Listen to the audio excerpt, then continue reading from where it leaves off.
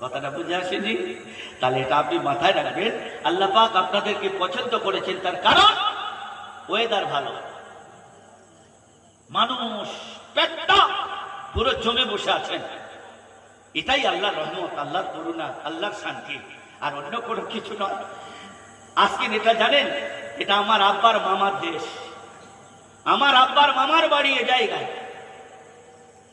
আজকের আমার জান খুলে দোয়া করার সত্যিকারের, আজকে আপনাদের যে কি মহাব্বত আর কি ভালোবাসা।